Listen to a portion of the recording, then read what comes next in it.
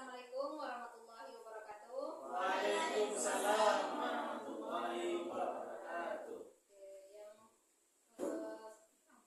Sebelumnya mari kita ucapkan puji dan syukur kepada Allah Subhanahu wa taala atas berkat rahmat Allah lah kita sampai di tempat ruangan kita ini berkumpul untuk desiminasi budaya positif di sekolah. Selawat beriringkan salam kita sampaikan, semoga Allah sampaikan kepada pucuk Nabi kita Nabi Muhammad sallallahu alaihi wasallam dengan mengucapkan Allahumma shalli ala sayyidina Muhammad wa ala ali sayyidina. Yang terhormat Bapak Kepala Sekolah beserta wakil, yang seterusnya Ibu Bapak Majelis Guru yang hadir pada ruangan sekarang ini. Oke, baiklah, di sini saya akan menyampaikan terkait tentang visi dan terkait tentang budaya positif di sekolah kita. Oke. Oke, ini biodata saya. Saya lahir di Pakandangan tahun 1990. Sekarang berdomisili di Tamanggunung. Dan tempat tugas sekarang di SMPN 4 Pimpinan Pati. Nah, tujuan dari desiminasi ini adalah berbagi praktik baik tentang budaya positif. Kemudian mewujudkan kolaborasi atau kerjasama dalam mewujudkan budaya positif di sekolah. Nah, apa itu budaya positif?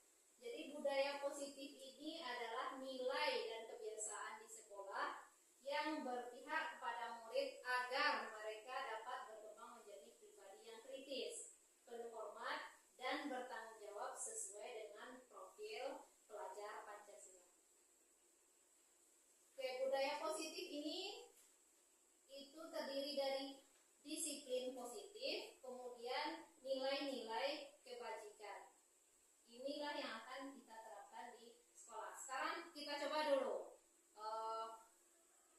Ini namanya cobalah. Nah, sudah berpasangan semuanya Bapak Ibu?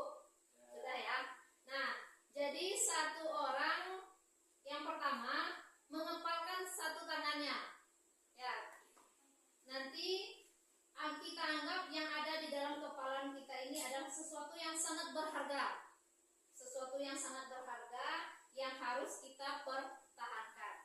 Nah, yang rekan kita akan menjadi seorang yang menyuruh kita membuka kepalan ini. Dan nanti suruh dia, apakah itu dibujuk atau dipaksa atau diancam, itu terserah Bapak Ibu. Ya, pokoknya kalau rekan kita mau membukanya atau dia tetap mau bertahan. Oke, sekarang silakan dicobakan. Ya. Ya, gantian.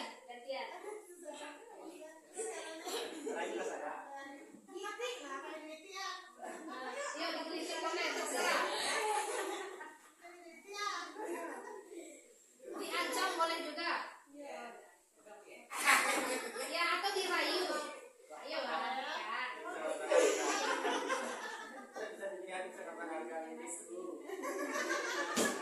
Sudah Bapak Ibu? Sudah.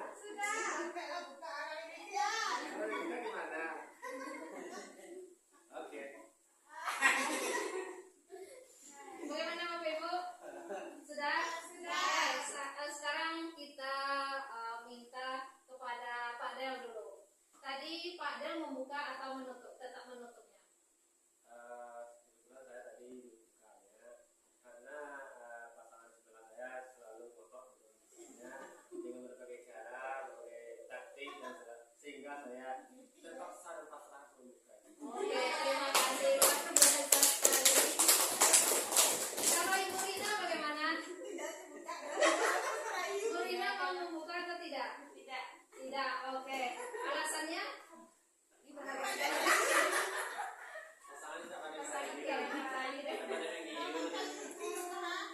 Oke, luar biasa sekali. Nah, di sini kita tahu, jadi posisi kontrol itu pada siapa? Pada yang merayu atau pada yang mengepalkan tangan?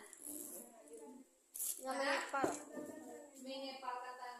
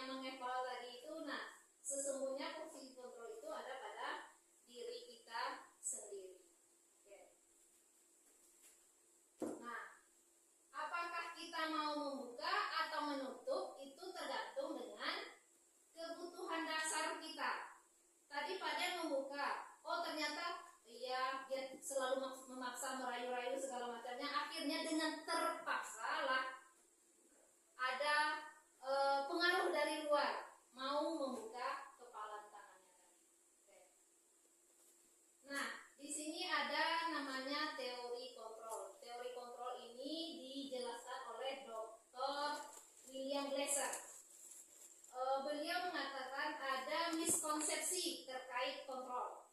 Ada beliau mengatakan bahwa ilusi guru mengontrol murid, padahal sebenarnya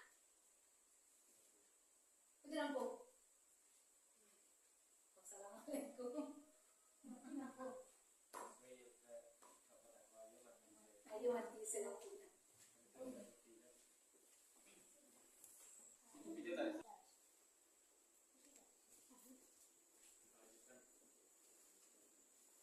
Oke, baik, ini adalah teori kontrol dari Dr. William Glasser. Beliau meluruskan tentang terkait miskonsepsi terhadap kontrol itu sendiri, bahwa ilusi seorang guru bisa mengontrol muridnya. Padahal apakah guru bisa mengontrol murid?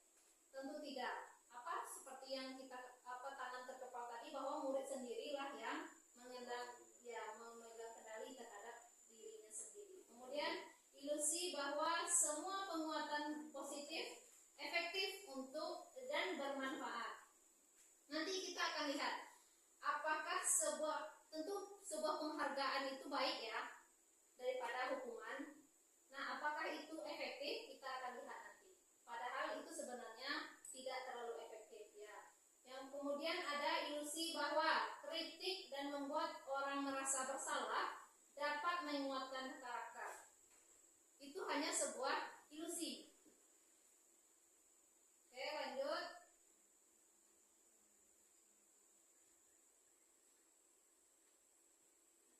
Nah, di sini juga terkait kontrol itu sendiri. Pada dasarnya kita tidak dapat memaksa murid untuk berbuat sesuatu kalau murid tersebut tidak mau melakukannya. Walaupun tampaknya murid sedang mengontrol perilaku walaupun guru sedang terlihat seperti mengontrol perilaku murid, hal demikian hanya karena murid mau atau mengizinkan dirinya dikontrol oleh guru. Saat itu bentuk kontrol guru menjadi kebutuhan dasar yang dipilih oleh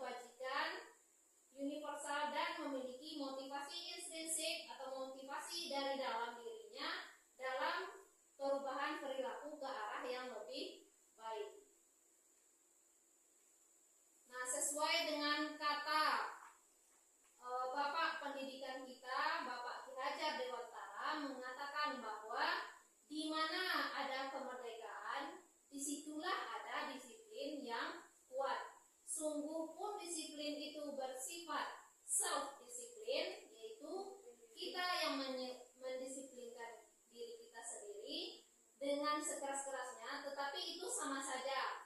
Sebab jikalau kita tidak cakap melakukan self disiplin, wajiblah penguasa lain mendisiplinkan diri kita. Dan peraturan demikian itulah harus ada di dalam suasana yang merdeka. Jadi maksud di sini, makna dari disiplin positif itu sendiri yaitu kita mendisiplinkan diri kita sendiri. Tidak bisa, kalau kita tidak bisa mendisiplinkan diri sendiri, maka harus ada peraturan-peraturan atau tata-tata tertib yang mendorong kita supaya kita berdisiplin. Nah, pemikiran Ki Hajar Dewantara ini sesuai dengan pandangan yaitu Diana Gosen. Beliau mengatakan bahwa disiplin itu berasal dari kata Latin yang yaitu disiplina, yang artinya belajar.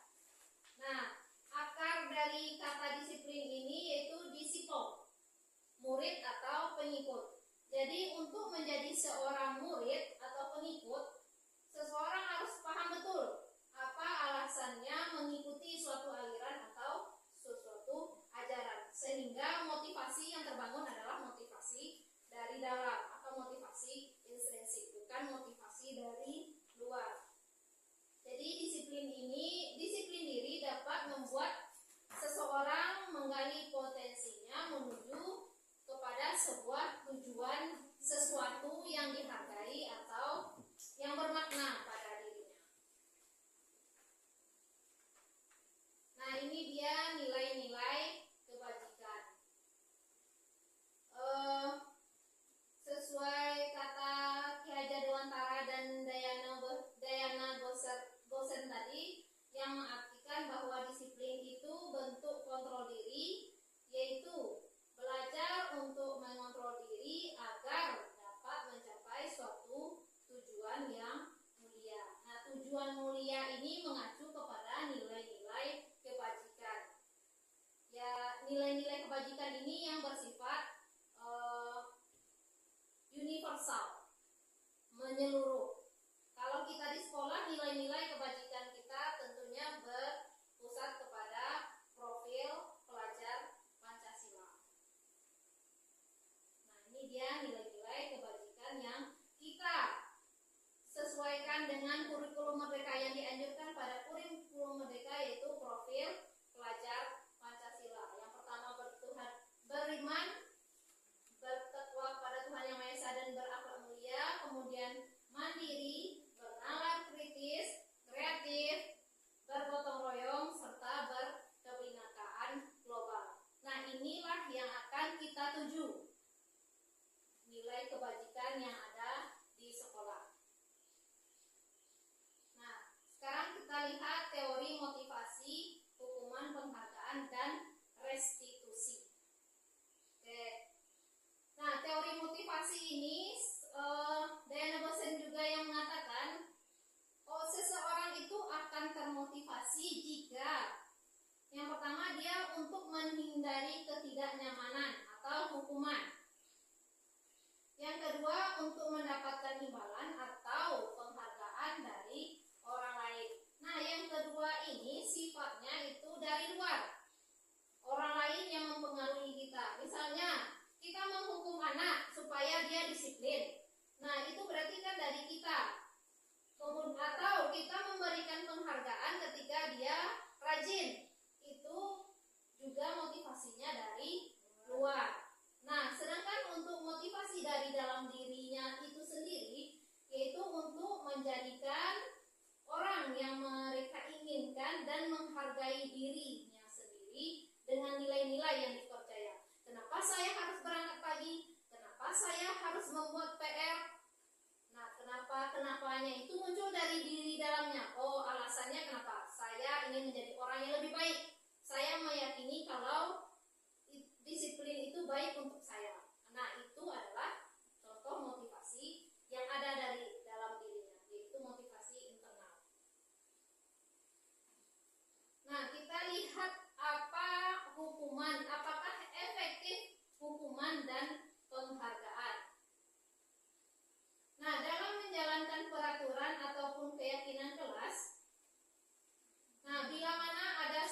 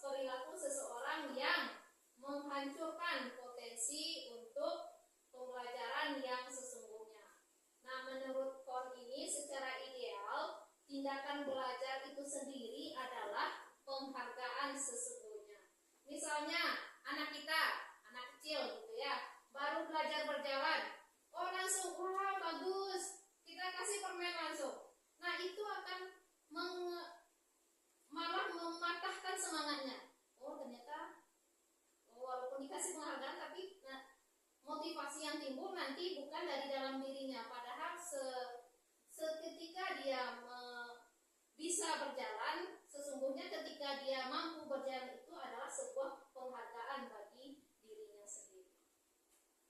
Oke, lanjut. Nah, ada di sini istilah dihukum oleh penghargaan. Nah, memberikan penghargaan ini dalam jangka pendek itu baik.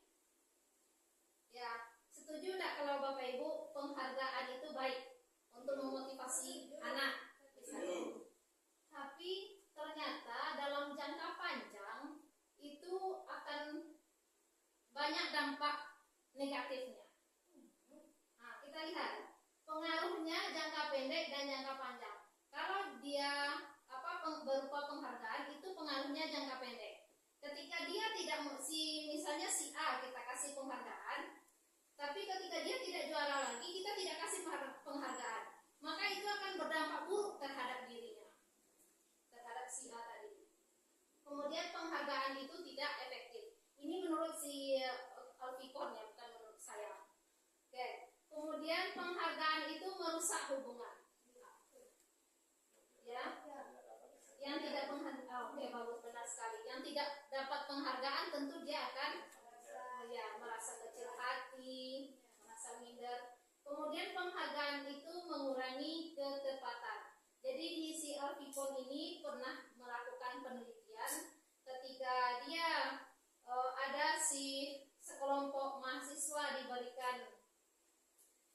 disuruh menulis, kemudian dikasih tahunya bahwa akan ada diberikan hadiah. Ternyata ketika yang sudah mengetahui akan diberi hadiah ini dengan kelompok yang tidak diketahui bahwa ada hadiah, orang yang tidak mengetahui ada hadiah ini lebih banyak benarnya ketika dia menyelesaikan soal tersebut dibandingkan dengan anak yang dikasih tahu terhadap bahwa dia akan mendapatkan hadiah seperti itu. Kemudian penghargaan menurunkan kualitas. Selanjutnya penghargaan mematikan kreativitas. Di sini dicontohkan oleh Alfikon ini bahwa ketika disuruh sekelompok remaja untuk menuliskan puisi, kemudian dia dikasih tahu bahwa akan ada penghargaan untuknya, ada kelompok lain yang tidak dikasih tahu, ternyata hasilnya lebih baik anak yang kreativitasnya lebih tinggi, anak yang tidak dikasih tahu bahwa akan ada penghargaan. Kemudian penghargaan itu menghukum. Kenapa menghukumnya? Kalau besoknya kita tidak kasih penghargaan lagi, maka seseorang itu akan tergantung kepada kita. Lah, kok tidak dikasih? Kok saya misalnya, hari ini bagus, kasih permen ya, gitu kan? Ternyata besok bagus, iya bagus, tapi tidak ada permennya. Dia akan, jadi kita harus terus menerus mengasih sesuatu, dan itu akan ketergantungan seperti itu. Oke, lanjut. Nah, ini kita akan lihat apakah ini hukuman atau konsekuensi. Ya, jadi hukuman ini bersifat menyakiti. Kemudian sedangkan konsekuensi ini ada kesepakatan. Kita sepakat. Nanti kalau misalnya kita sepakat di sekolah, kalau anak terlambat, kita kasih. Kalau misalnya dia terlambat, kasih 100 kali keliling lapangan, itu termasuk hukuman atau konsekuensi? Dari awal tidak. Kesepakatan dari awal. Tapi kalau secara spontan berarti hukuman itu. Oke, bagus. Nah, sekarang kita lihat apakah ketika mencatat 10 kali dalam kalimat saya tidak akan terlambat lagi ke sekolah, gitu kan? Karena dia terlambat ke sekolah. Apakah ini hukuman atau konsekuensi? Hukuman. Kita lihat jawabannya.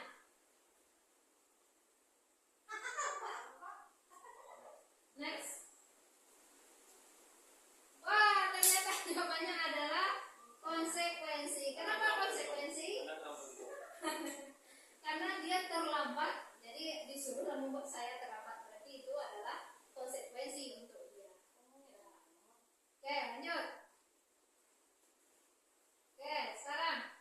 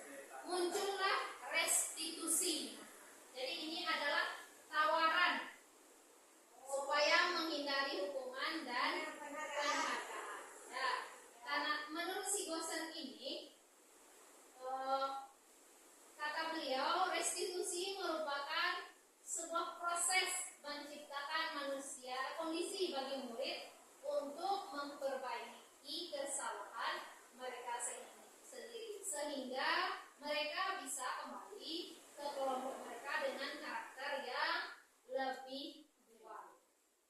Mati silai. Mati.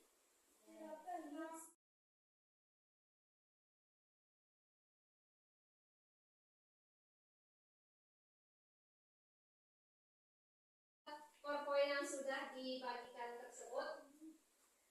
Nah, jadi restitusi ini kata si dosen tadi, jadi kita mengembalikan murid kita ke kelompoknya. Misalnya seperti tadi, ketika anak kita tidak memakai sepatu, kemudian dia tentunya dia merasa malu dengan teman-temannya. Dia akan terasing dari kawan-kawannya, dan itu tidak seharusnya dilakukan oleh seorang guru. Ya, jadi ditawarkanlah yang namanya restitusi. Jadi restitusi ini kita berkolaborasi dengan si siswa yang memiliki kesalahan tadi, bagaimana dia bisa mencari solusi terhadap kesalahan diri dia sendiri. Kita yang hanya menanyakan, oh kenapa dia seperti ini, dia mencari solusi terhadap dirinya sendiri. Oke, restitusi ini dia memperbaiki hubungan. Kalau misalnya kita menghukum, memberikan hukuman, tentu kalau dia sampai sakit hati, si murid ini bisa jadi dia dendam sama kita. Misalnya dia terlambat, kita hukum suruh cuci WC sampai bersih misalnya, gitu kan? Tentu dia merasa sakit hati, bisa jadi nanti pas pulang sekolah motor kita diapa-apakannya atau kita dikerjainnya misalnya seperti itu ya, itu bisa jadi. Nah, maka restitusi inilah solusinya supaya mereka kembali menyadari dirinya. Misalnya dia bersalah, apa alasan dia bersalah, apa dia alasan melakukan kesalahan.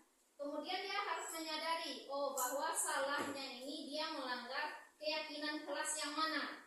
Kita harus adakan dulu sebuah keyakinan kelas terhadap dia. Nah, kemudian sesungguhnya murid yang berperilaku ini dia adalah untuk memenuhi kebutuhan dasar dia. Jadi manusia ini secara umum dia melakukan sesuatu sesuai dengan kebutuhan dasarnya sebagai manusia. Kebutuhan dasar manusia itu ada 5. Yang pertama itu untuk memenuhi kebutuhan bertahan hidup, survive. Kalau bertahan hidup apa contohnya? Kebutuhan untuk makan, sandang, pangan, papan. Ya, itu adalah kebutuhan untuk bertahan hidup. Nah, yang kedua itu ada kebutuhan rasa dikasihani, rasa diberikan kasih sayang, rasa cinta dan kasih sayang, cinta dan kasih sayang. Kemudian rasa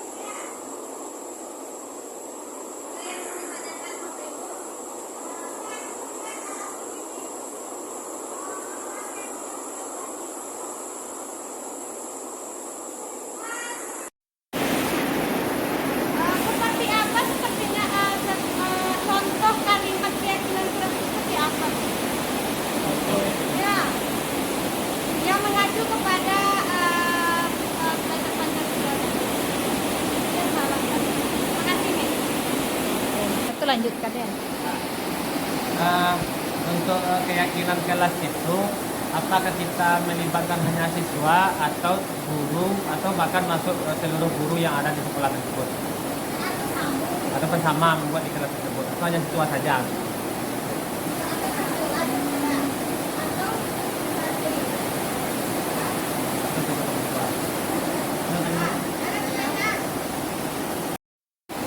Tentang hukuman tadi. Nah, Miss, mau ditanyakan tentang hukuman yang diberikan kepada murid tadi. Apakah apa juga tadi? Ada yang apa? Sesuai dengan konsekuensi. Nah, apakah harus seperti itu gitu, Miss? Oke, baik. Terima kasih. Ya. Baik, saya jawab pertanyaan dari Ibu Sari tadi terkait contoh kalimat keyakinan kelas. Ya, kalimat keyakinan kelas ini bisa berupa misalnya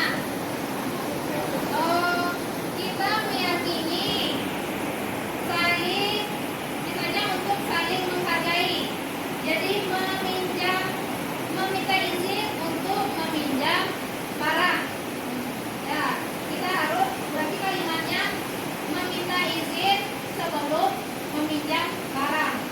Nah, jadi itu saling kita menghargai. Kemudian untuk disiplin, misalnya disiplin positif tadi, kalimatnya seperti apa? Datang tepat waktu. Ya, ini bisa menjadi sebuah contoh kalimat untuk keyakinan kelas. Jadi Kalau kita sebenarnya melepaskan barang atau menyimpan barang setelah dipakai pada hari. ya, benar sekali Pak biasa. Ya, itu bisa jadikan. Jadi kalimatnya ini tidak boleh dalam nada negatif. Tidak boleh tidak ya, tapi kalimatnya dalam bentuk positif. Bentuk keyakinan kelas yang positif. Kemudian terkait pertanyaan Pak Del tadi, oke, yang terlibat di dalam pembuatan keyakinan kelas. Nah, kalau di dalam kelas, sebuah kelas keyakinan kelas itu, tentu yang terlibat adalah guru yang di kelas itu sendiri, kemudian murid yang ada di dalam kelas yang akan melaksanakan keyakinan kelas tersebut. Dia ada juga keyakinan sekolah. Jadi lingkupnya itu adalah sekolah. Jadi yang terlibat itu seluruh warga sekolah. Kita tukar pendapat, semua warga sekolah kita tukar pendapat, baru nanti disusun. Misalnya sudah dari masukan semuanya memiliki idenya masing-masing. Sudah kita kumpulkan semua ide itu, baru kita list, kita buatkan daftarnya. Ini daftar ide-ide. Daftar ide-ide. Siapa yang memberikan ide? Tentu kalau keyakinan sekolah termasuk kepala sekolah, guru, tenaga pendidik, siswa, bisa jadi komite dan orang tua. Nah, ini adalah mencakup kesepakatan sekolah. Tapi kalau di dalam kelas, kesepakatan kelas itu terkait guru dan siswa semuanya. Nah, setelah kita dapat daftar nilai-nilai kebajikan, daftar keyakinan kelas itu, nanti kita diskusikan bersama, kita gabungkan mana yang ide yang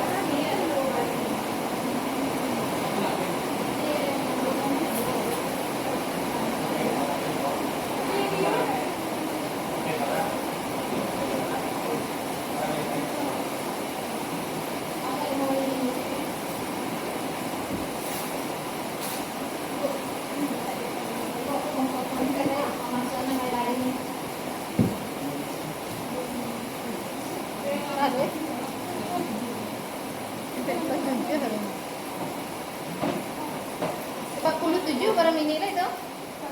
Itu banyak lama. 13 menit lagi. Itu boleh menit lah. Ada yang ditanya lah.